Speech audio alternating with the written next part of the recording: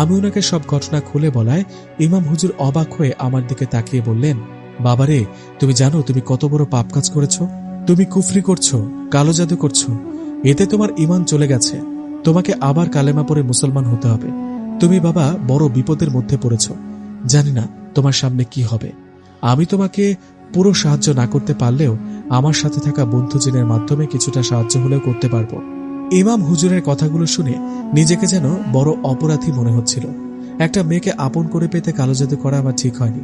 আমি ইমাম সাহেবের কথায় আবার কালেমা পড়ে মুসলমান হই, আর উনাকে বলি, আপনি একটু আপনার সাথে থাকা বন্ধুজনের মাধ্যমে খবর নিয়ে দেখুন তো আমার পেছনে ওই ভয়ঙ্কর মেয়ের অবয়বটা কেন পড়ে আছে। আমি কেন ওকে সব জায়গায় দেখতে পাই? আরেকটা কথা, আমি ওই মেয়েটাকে কালো জাদু করার পর ওই মেয়েটার কোনো কিছুই হচ্ছে না কেন? কবিরাজ তো বলেছিল কালো জাদু করলে মেয়েটা আমার জন্য পাগল হয়ে যাবে। আমার কথাগুলো শুনে ইমাম সাহেব মুচকি একটা হাসি দিয়ে বলল, ঠিক আছে, তুমি আজকে চলে যাও। কালকে আসরের নামাজের পর বিকেলে আমার কাছে এসো। আমি তোমাকে যা যা জানতে পারি সবটা বলবো। হুজুরের কথা মতো পরের দিন আসরের নামাজের পর বিকেলবেলা চলে গেলাম ইমাম হুজুরের কাছে। উনার কাছে যাবার পর উনি আমাকে উদ্দেশ্য করে বললেন, তুমি আসছো? তুমি আমাকে যা যা বলেছিলে আমি সবটার খোঁজ নিয়েছি, কিন্তু কথা হলো তুমি কথাগুলো শুনে বিশ্বাস করবে কিনা জানি না। ইমাম হুজুরের কথাগুলো শুনে ভয়ে ভয়ে বললাম, কি হয়েছে আমাকে একটু খুলে বলুন তো। আমার কথার জবাবে ইমাম হুজুর বললেন, শোনো, তুমি সেই কবিরাজের কথা মতো মেয়েটাকে কালো জাদু করতে যা যা করেছিলে সবটা ছিল মিথ্যা। কবিরাজ তোমাকে বোকা বানিয়েছে।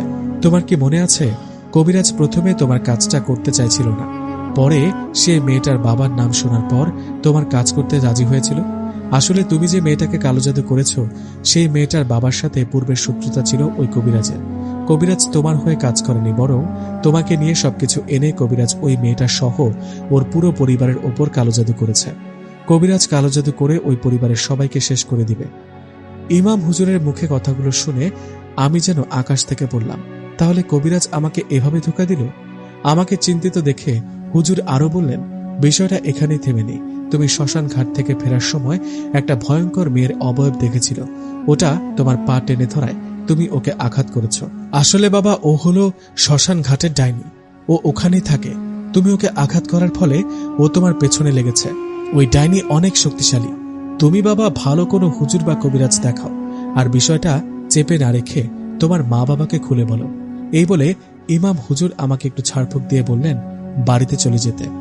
আমি হুজুরের কাছে ছাড়ফুঁক নিয়ে বাড়ির দিকে যেতে যেতে মনে মনে বলতে লাগলাম, কবিরাজ আমাকে এভাবে ধোঁকা দিল। আমি পায়েলকে কালো জাদু করে আমার প্রেমে পাগল করতে চেয়েছিলাম, কিন্তু কবিরাজ তা না করে উল্টো ওর পরিবারের সবার উপর কালো জাদু করল। ছি, আমি এরকম একটা কাজ কিভাবে করলাম? নিজেকে বড় অপরাধী লাগছে।